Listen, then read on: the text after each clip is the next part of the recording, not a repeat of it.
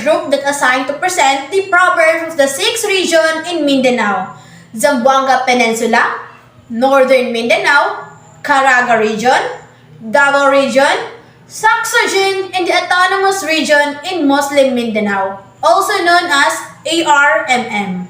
So, before we proceed, let's define first what is Proverbs. A Proverbs is a simple and insightful traditional sayings that expresses a perceived truth based on a common sense or experience.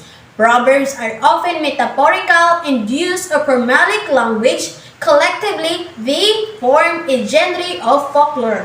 So let's proceed to the proverbs of every region. Zamboanga Peninsula is rich in culture. The language spoken around the region are Chabacano, Cebuano, Bisaya, Tagalog, Maranao, and Sabanan.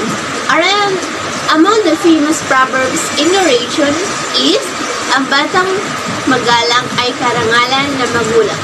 Sapagkat kung ikaw ay isang batang magalang, maraming tao ang kaluluburan ka at hindi lamang ito para sa iyo, kundi ang iyong mga magulang din ay makakatanggap ng karangalan galing sa ibang tao sapagkat sila ay nagkaroon ng mabuting anak na kagaya mo. Northern Mindanao is an administrative region in Philippines, designated as Region 10. It comprises 5 provinces: Bukidnon, Camiguin, Misamis Occidental, Misamis Oriental, and Lanao del Norte. So, these are the proverbs that I choose. Ayaw mangako daog sa lugay buhi means never admit defeat as long as you live. The moral lesson in these proverbs is that even if you have so many problems in life, don't give up right away because all problems has a solution, and as long as we live, we can get up and fight for the dream. Good day everyone, and now let's go to Caraga region proverbs. The word Caraga originated from the Visayan word Kalagan, Kalag meaning soul or people, and An meaning land. The Kalagans has a long story of being brave and fearless. Thus, the region was called by early chroniclers as a land of brave and fierce people. Their one example proverb is, ang babae tulad ng itlog, pag nabasag, hindi na mabubuo pa. Meaning that a woman is known to be a fearless and a light-hearted and easy to believe, and when the trust is broken, it will never be rebuilt again. Proverbs in Caraga region, example number 2.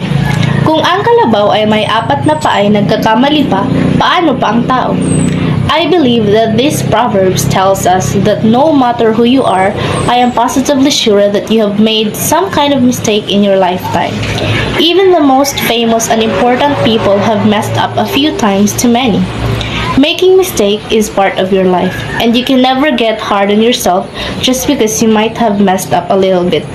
Always take this opportunity to learn from your faults and know how to handle the situation next time. No one is perfect. Making a mistake is not going to be the end of your life, but it might just benefit you in the future. The next Proverbs is from Region 11 or the Davao region. Atay nagduruwa-ruwa kasungan niya, which means one who cannot decide will have no future. Every one of us has its own what we call a future. But of course, we should decide or plan ahead of time, because we are the one who's able to know what is good and bad for us. It is very important that we should know and think of what was ahead of us. Every one wrong move will cause to ruin your future. Therefore, you should decide now and be responsible to what you're doing. What is the moral lesson? Do not just sit and wait what to come. Instead, plan and decide what's the best move to have a better future. Another proverbs of Davao region is that ila sa iban uba dihi katapo. It means that love in a cup cannot be hidden. The moral lesson that we can get from this proverb is that people love inadvertently betray their secret as though those who are unable to control a fit of clothing, because love can do everything. In other words, love conquers all. This is the proverbs from the region of Saksarjan.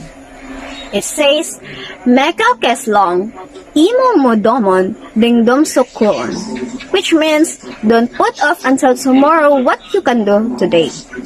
This proverbs tells to do not delay or hesitate to do something if you can finish or accomplish it today. Region of RMM.